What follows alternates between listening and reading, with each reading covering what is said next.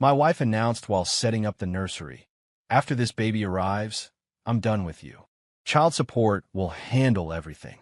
She thought I was downstairs. I was in the doorway recording. Her face when I played it for her parents at Sunday dinner. I, 31 male, have been married to my wife, 29, for 3 years. She's currently 7 months pregnant with what I thought was our miracle baby after 2 years of trying. I say thought because after what I overheard last week, I don't know what to believe anymore. Let me back up. My wife and I met through mutual friends at New Year's party about 5 years ago.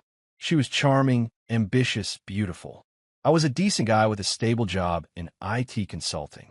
Nothing flashy, but I do well. Make around $140,000 a year, own my house outright, inherited from my grandmother before we got married, important detail, and I've got solid savings. She moved in after a year of dating. We got married 2 years after that. Things were good. At least I thought they were good. About 18 months ago, we started trying for a baby. It wasn't happening. We did tests, saw specialists, the whole thing. Turns out she had some fertility issues that made conception difficult, but not impossible. We were both disappointed, but committed to trying. She wanted a baby more than anything, she said. It was her dream. 6 months ago, we found out she was pregnant. I cried. Actual tears. I thought this was the beginning of the best chapter of our lives. Last Saturday, I was supposed to be running errands. Had a whole list: hardware store, grocery pickup, drop-off, dry cleaning. But I forgot my wallet on the kitchen counter. Classic move. Drove 10 minutes, realized it, drove back. When I came in through the garage, I could hear her upstairs. She was in the nursery. We'd just finished painting it the week before. Soft yellow walls, white trim. I was so proud of that room. I started walking up the stairs to say hi, let her know I was back. That's when I heard her voice. She was on the phone with someone. Speakerphone, loud enough that I could hear both sides of the conversation from the hallway. Her best friend's voice. So you're really going through with it? My wife? Why wouldn't I? This was always the plan. I don't know. 3 years is a long time. Don't you feel anything for him? My wife laughed. Actually laughed. He's fine. He's a good provider. But come on, you've seen him. He's so boring. Once this baby comes, I'm done. Child support from his salary, plus whatever I get in the divorce. I'll be set. I can finally start actually living my life. I stopped breathing. I swear my heart stopped for a full 5 seconds. Her friend, what about the house? You said it's paid off. My wife, that's the tricky part. It was his before we married, so I probably can't get it. But 3 years of marriage, a baby, California spousal support laws? I'll get something. My lawyer already looked into it. Her lawyer. She already had a lawyer. Her friend. And he has no idea? My wife. Please. The man thinks I hung the moon. He's so grateful to have me. He'd never suspect anything. He actually thinks I love him. It's kind of sad, honestly. That's when I pulled out my phone. My hand was shaking so bad, I almost dropped it. But I hit record. I stood there in that hallway for another 4 minutes, recording every word. She talked about how she'd been playing the long game since before we got married. How she knew I had money and property. How the baby was leverage for a better divorce settlement. How she planned to file when the baby was about 6 months old because courts love new mothers. When she finally hung up, I had over 6 minutes of audio. Clear as day. Her voice. Her words. Her plan. I quietly walked back downstairs. Got in my car. Drove around for 2 hours just processing. That night, I acted normal. Smiled at dinner. Rubbed her belly when she complained about back pain. Told her I loved her before bed. And I started planning. Sunday dinner at her parents' house is a weekly thing. Has been since we got married. Her mom makes a big spread. Her dad pretends to like me. Her younger brother shows up sometimes. This past Sunday, everyone was there. Even her grandmother. We were about halfway through the meal. Her mom was talking about the baby shower she's planning. Her dad was asking about my work. Normal family stuff. Then my wife said something that made my blood boil. I'm so lucky to have found someone who takes such good care of me. Not every woman gets a husband who works so hard to provide. The audacity. The absolute audacity. I smiled and said, actually, since we're all together, I wanted to share something with everyone. My wife looked confused. What do you mean? I recorded something interesting last Saturday. I think your family deserves to hear it. I pulled out my phone, connected it to the little Bluetooth speaker I'd brought for sharing baby videos, and I pressed play. The room went dead silent. 6 minutes of my wife's voice, explaining how I was a meal ticket, how she never loved me, how the baby was leverage, how she'd already consulted a divorce lawyer, how she planned to take me for everything she could. Her mother's face went from confused to horrified. Her father's jaw actually dropped. Her grandmother put down her fork and just stared at her granddaughter. My wife. She went white, then red. Then she started crying. That's not what it sounds like. I was venting. You took it out of context. What context makes child support will handle everything? And he actually thinks I love him. It's sad sound better. I asked. Her dad stood up from the table. He looked at his daughter like he'd never seen her before. Is this true? He asked. Did you marry this man for his money? She couldn't answer. She just kept crying and saying it's complicated over and over. I stood up. I've already contacted a divorce attorney. I wanted your family to hear this directly from you before any story gets spun. I thought you all deserve the truth. I left. Behind me, I could hear shouting starting, her father's voice rising, her mother crying, her trying to explain. I drove home alone, packed a bag for her, and left on the porch. Changed the locks. She doesn't own any part of the house. It was mine before marriage. We never added her name, and I confirmed with my lawyer that I'm within my rights. She showed up around 10 p.m., mascara running, screaming at my door. I told her through the Ring doorbell that her things were on the porch, and we could communicate through attorneys going forward. She banged on the door for 20 minutes before her brother came to pick her up. That was 4 days ago. Update 1, 6 days later. So things had gotten messy. Really messy. After the Sunday dinner incident, I expected some fallout. What I didn't expect was the level of manipulation my wife would attempt. First, some context on the legal stuff. I met with my attorney the Monday after the dinner. He's a family law specialist, been practicing for over 20 years. I played him the recording, and he said something that surprised me. This is helpful for narrative purposes, but I have to be honest with you. California is a no-fault divorce state. Meaning even if she married you specifically to divorce you and take your money, the court doesn't really care about motive. What matters is asset division and, soon, custody and support. That was a gut punch. I thought the recording would be some kind of nuclear weapon. Turns out it's more like a shield than a sword. Here's the breakdown he gave me. The house is mine. Premarital property, never added her name, no community funds used for mortgage payments since it's paid off. She has no claim. My retirement accounts and savings from before marriage are mine. But anything I earned or saved during the 3 years of marriage is community property. She's entitled to half of that. And the baby? If it's mine, and I had no reason to doubt it at the time, but now I'm not sure about anything. I'll owe child support regardless of her intentions. The child is innocent in all this. I asked about the recording affecting custody arrangements. He said it could potentially be relevant in showing her character, but courts focus on the child's best interests, not punishing parents for being terrible spouses. So legally, she's still going to walk away with something. That's just the reality. But here's where things got interesting. Day 2 after the dinner, my wife's narrative started spreading. Suddenly, I was the villain. She told anyone who would listen that I had entrapped her, that I manipulated the recording, that she was just venting to a friend, and I blew it out of proportion. Her friends started texting me. One actually said, "You humiliated a pregnant woman in front of her entire family. What kind of man does that?" I sent her the full recording. She didn't text back. My wife's mother called me Wednesday night. I almost didn't answer, but curiosity got me. "I need you to understand something," she said. "My daughter made a mistake. A terrible mistake. But she's pregnant with your child. You can't just abandon her." I'm not abandoning anyone. I'm divorcing someone who admitted she never loved me and was planning to use our child as leverage for money. She was scared. She didn't mean it. She said she'd been planning this since before we got married. She has a lawyer already. This wasn't a moment of fear. This was a years-long scheme. Silence. Then what do you want? An apology? She'll apologize. We can go to counseling. I want a divorce. That's it. That's all. She hung up on me. Thursday, my wife tried a different approach. She showed up at my office. I work in a professional building, shared floor with several companies. She walked right past reception. They know her, she's visited before, and came to my desk. Visibly pregnant, crying, making a scene. "Please," she said loud enough for my coworkers to hear. "Please just talk to me. I'm carrying your baby. Don't do this to us." Every eye in the office was on us. I could see my colleagues' faces, confusion, sympathy for her, judgment toward me. The optics were terrible. Pregnant woman crying. Cold husband refusing to engage. I kept my voice low and calm. "This isn't the place. Contact my attorney if you want to discuss anything." "I don't want to talk to attorneys. I want to talk to my husband."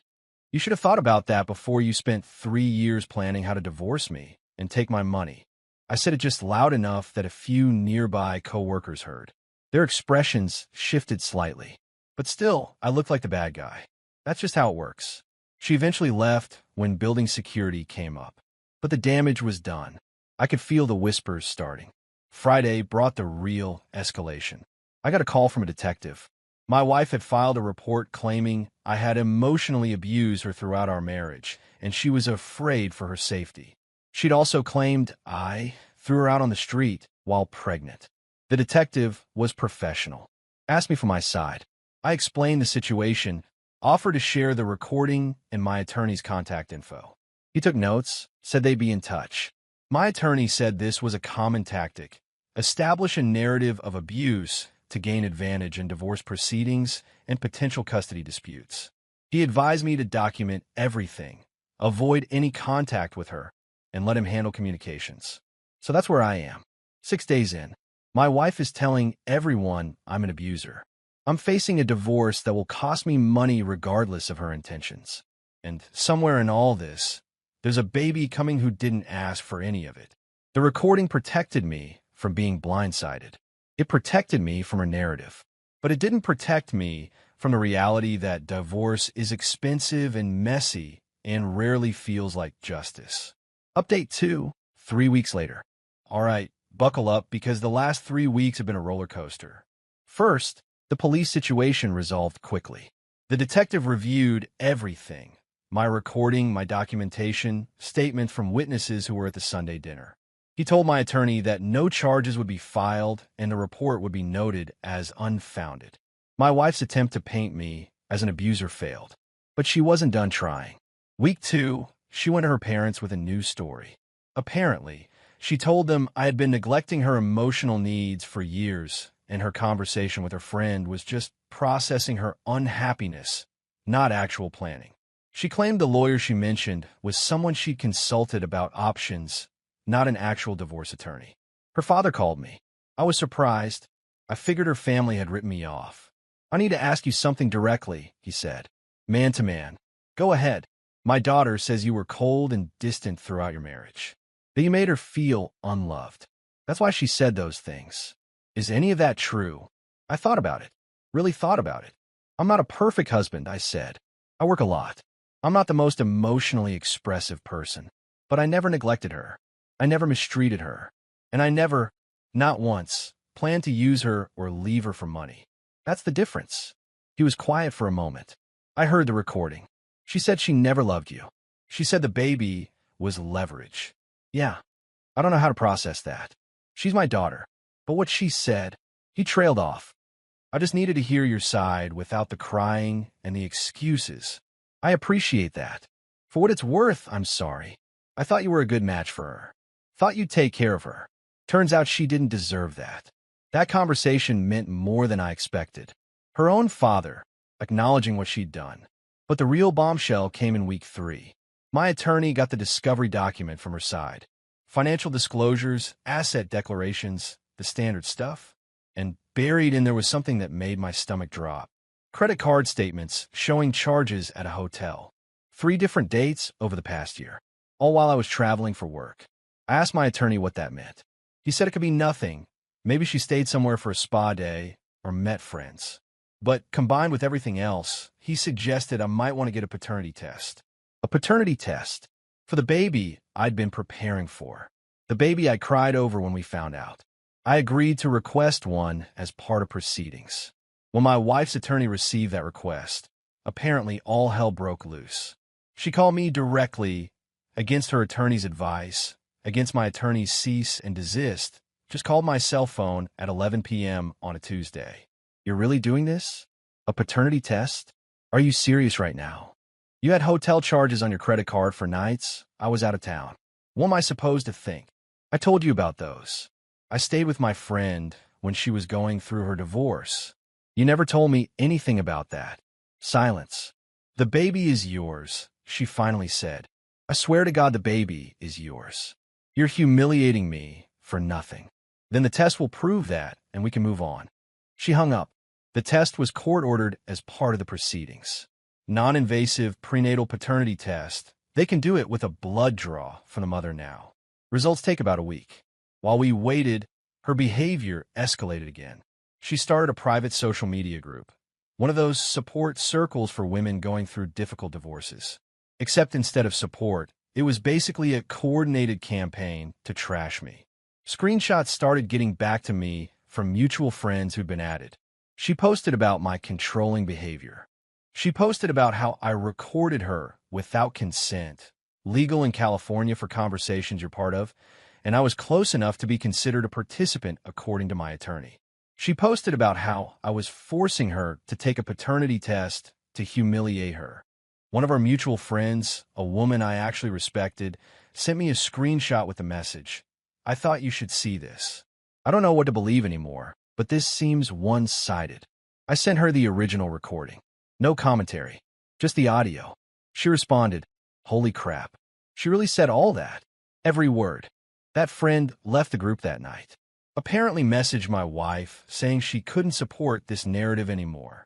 My wife kicked her out and posted about how some people will always believe abusers. Abusers. That's what I was now, an abuser, because I caught her planning to use me and refused to go along with it. The paternity results came back on a Friday afternoon. The baby was mine. I'm not going to lie. I felt relief, and then immediately felt sick for feeling relief about my own child. What a mess. My attorney called me after receiving the results. Good news on the paternity front. But I have to warn you, this doesn't change much practically. You'll still owe child support. You'll still have to co-parent with her. The judge isn't going to care that she planned to divorce you for money. I know.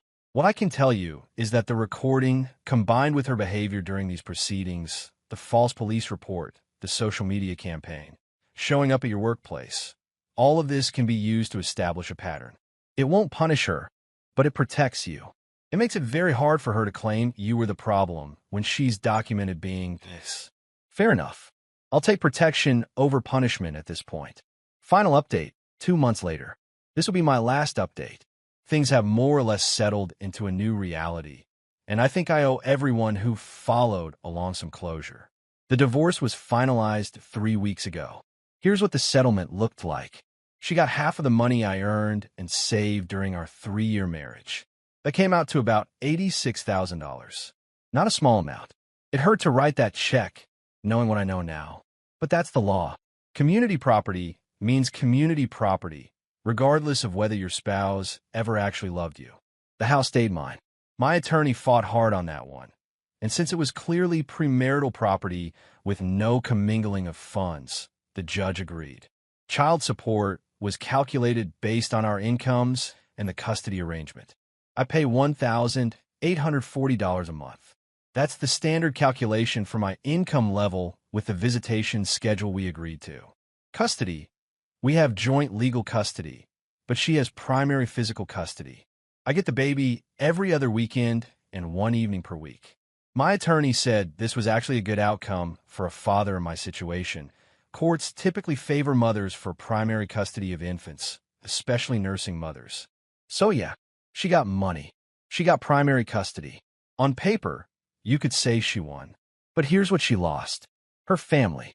Her parents haven't cut her off completely, but her father has made it clear that he's disappointed in ways he can't express. Her mother still helps with the baby, but their relationship is strained. Her grandmother, the one who was at that Sunday dinner, hasn't spoken to her since. Apparently, she told the family that she didn't raise her granddaughter to be a con artist. Her friends, the social media group she started, it imploded. Once enough people heard the actual recording, which I shared with anyone who directly accused me of being an abuser, the narrative fell apart. Her support circle turned into a what did she expect circle. Most of her close friends have distanced themselves. Her reputation, in our social circle, among our mutual friends, among my coworkers who heard about the situation, she's known. Not as a victim, not as a woman who escaped a bad marriage. As someone who admitted on tape that she married for money and planned to use a child as leverage. That follows you. The affair question never got fully resolved. Those hotel charges stayed unexplained. She swore the baby was mine. The test proved it. And my attorney said pursuing the cheating angle further wouldn't change the financial outcome and would only make me look vindictive. So I let it go. Some questions don't need answers. As for me personally, I'm tired. I'm poorer. I'm going to be connected to this woman for at least 18 years because of our daughter. Yeah, daughter. She was born 5 weeks ago. 7 pounds, 4 ounces. She has my nose. I was there for the birth. My wife, ex-wife now, didn't want me there, but I had a legal right to be present. It was awkward and tense and uncomfortable. But when they put my daughter in my arms, none of that mattered. She's innocent in all of this. She didn't ask to be born into a broken family. She didn't ask to be leverage. She's just a baby who needs parents who love her. I do love her, more than I thought possible. And that's the complicated part, because loving her means dealing with her mother for the rest of my life. It means paying child support to someone who sees me as a walking wallet. It means co-parenting with someone I can't trust. It means my daughter will someday probably ask why mommy and daddy aren't together, and I'll have to figure out what to tell her. I won't trash her mother to her. That's not fair to a kid. But I also won't lie about what happened when she's old enough to understand. The recording? I've got it saved in multiple places. Cloud storage, external hard drive with my attorney. Not because I plan to use it for anything, but because someday, if my ex tries to rewrite history, if she tells our daughter that I abandoned them or that I was the villain, I'll have proof of the truth. Some people have asked if I regret playing that recording at Sunday dinner. If I should have handled it privately, quietly, without the drama. Honestly, no. If I had confronted her privately, she would have spun a story. She would have cried and apologized and promised to change, and I might have believed her long enough for her to prepare better. By playing it in front of her family, I made sure the truth was established before she could corrupt it. Her parents, her grandmother, they heard it directly. They couldn't unhear it. When she tried to paint me as the abuser later, they knew better. Was it dramatic? Yeah. Was it petty? Maybe. But it was also the only way to ensure that I wasn't. The only one who knew who she really was. My life isn't what I thought it would be.